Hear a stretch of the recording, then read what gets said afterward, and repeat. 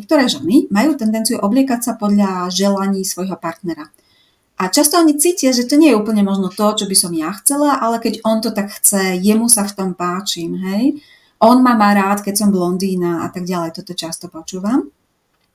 Tak otázka, ako môžu ženy nájsť tú odvahu byť same sebou a zároveň si udržať zdravý vzťah s partnerom, sebavedomý vzťah s partnerom? Podľa mňa, aj keď človek povie, že to je kvôli partnerovi, ono to nie je úplne kvôli partnerovi, ono to stále robíme kvôli sebe. Kvôli tomu, že chceme, aby sa náš partner, kvôli nášmu vzťahu, hej, ale kvôli tomu, aby sme my boli vlastne prijímaní tým partnerom alebo niečo. To nerobíme kvôli nemu, ale stále kvôli sebe. Takže si to tam zvedomiť, že aj keď urobím, napríklad ja to tak jednoznačne mám, že ten štýl, ktorý sa páči mne, je iný ako ten štýl, ktorý sa na mne páči môjmu partnerovi. A napríklad ja nosím veľmi rada skôr rozpustené vlasy a on má jednoznačne radšej, keď mám cop a obtiahnutejšie oblečenie a ja nosím radšej voľné. A ja viem v tom nejak tak manévrovať, že si poviem, kebyže idem s ním vonku, tak chcem, aby sme si ten čas užili. Chcem, aby pre ňoho bolo príjemné sa na mňa pozerať, aby vlastne sa navodila tá atmosféra, ktorá bude vedieť k tomu zblíženiu. Nechcem na ňo pôsobiť ako keby než odpudzujúco, alebo že by bol odtiahnutý odo mňa. Takže vlastne vyberiem si oblečenie, ktoré viem, že bude nejak v súlade so mnou, nepôjde to úplne proti mne a bude to príjemné aj pre neho, ale vlastne robím to pre seba. Zároveň viem, že keď pôjdem s kamarátkami vonku, tak chcem tak nejak zapadnúť, alebo proste chcem byť tak nejak v súlade s nimi, alebo to, čo je v móde, alebo tak, a oblečím sa inak, aj napriek tomu, že on mi povie to, čo si dala na seba, tak ja len proste viem, že OK, nie je to jeho štýl, ale ja to chcem teraz takto. Takže viem s tým takto manevrovať, aj keď to každý má inak a nevnímam to, že to robím kvôli nemu, že všetko robím vlastne kvôli sebe, čo mi veľmi uvoľní tú energiu a není tam ten boj. Ale napríklad môžem povedať, že idem von, veľmi pekne sa oblečiem, namalujem a dostanem slovo, takto ideš a so mnou sa takto nikdy neoblečieš. Chod sa prosím ťa prezliec alebo niečo také. A môžem mu dať presne tú empatiu, niečo podobné, ako sme s Dagmar robili, zistiť vlastne, čo je za tým.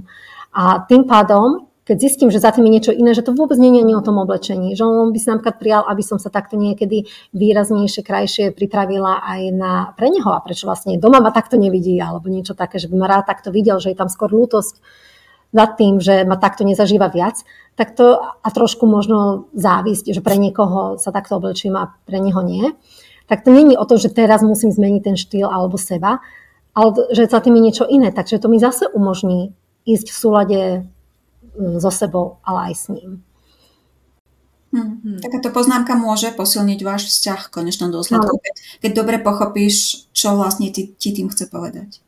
No, ja počas toho, jak si rozprávala, tak vlastne mi to veľmi pripomenulo aj práve tá paralela tej nenásilnej komunikácie, že kde vlastne, keď viem, že môj partner má nejaké prianie, vlastne má ako keby takú vyslovenú alebo nevyslovenú prosbu, pretože poznáme jeho preferencie, poznáme napríklad, dajme tomu, môj partner má radšej sukňa ako nohavice. To som si teraz vymyslela.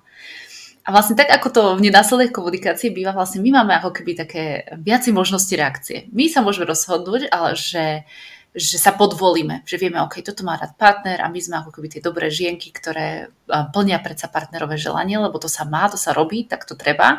A môžeme si teda všetky nohavice z nášho šatníka vyhádzať a nosiť len sukni, to znamená, že sa podvolíme. A robíme to často proti svojej vôli, my to tak nechceme, ale máme túto myšlienku, že by sme asi mali.